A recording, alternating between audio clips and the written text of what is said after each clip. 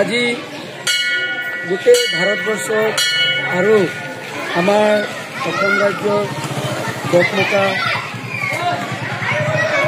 ৰাইজে সহযোগিতাত দহমুখা দুৰ্গাবাৰী মন্দিৰত আমি বৃহৎ পৰিমাণে হনুমান জয়ন্তী উপলক্ষে হনুমান জয়ন্তী পূজা পাৰ্বণ হয়, ৰাম উৎসৱ হয়, ৰামায়ণ পাঠ হয়, 24 ঘণ্টা ৰামায়ণ পাঠ হৈছে।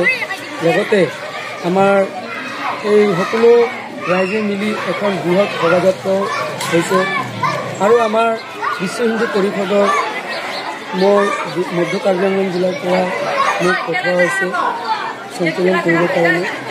এই চামালাংচু প্ৰখণ্ডৰ মধ্য কাৰ্বি জিলাৰ উত্তৰ পূৰ্ব প্ৰান্তৰ বিশ্ব হিন্দু পৰিষদ, উত্তৰ পূৰ্ব প্ৰান্তৰ মধ্য কাৰ্বি জিলা আৰু চামালাংচু প্ৰখণ্ডৰ সৌজন্যত এই হনুমান মন্দিৰৰ হনুমান জয়ন্তী আৰু ৰাম উৎসৱ প্ৰখণ্ডৰ সৌজন্যত উদযাপন কৰা হয়।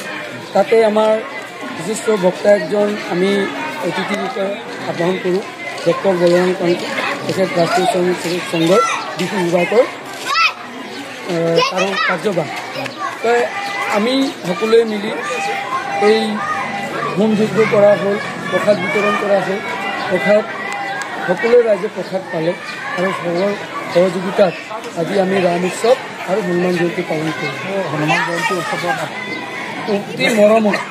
অতি মৰমৰ ৰাইজে আমাক আদৰণি লৈছে। আমাক ইয়াত অহাৰ লগে লগে আমাক জলপানৰ ব্যৱস্থা কৰিছে, চাহ পানী খালোঁ আৰু চবৰ যিহেতু এটা ৰামৰ প্ৰতি এটা উৎসাহ যিটো বৰ্ধক, যেনেকৈ আমি শোভাযাত্ৰা দেখিলোঁ, সকলোৱে আই মাতৃ ভাই ভণ্টি চবে মিলি একেলগত আমি নাচিছোঁ, উৎফুল্লিত হৈছোঁ আৰু ৰামৰ জয় ধ্বনিৰে আমি শোভাযাত্ৰা কৰিছোঁ। আৰু সকলোৱে আমি প্ৰশাসনকো আমি ধন্যবাদ দিওঁ যে প্ৰশাসনেও আমাৰ লগত আহি সহযোগিতা কৰিলে আৰু সকলো ৰাইজক আমি আমাৰ বিশ্ব হিন্দু পৰিষদৰ যে ইয়াত প্ৰখণ্ডৰ লগত মিলি এই আয়োজন অতি সুস্বাস্থ্যৰে উঠাই লৈ গৈছে, তাৰ কাৰণে আমি অসংখ্য ধন্যবাদ আৰু কৃতাৰ্থ। জয় শ্ৰীৰাম।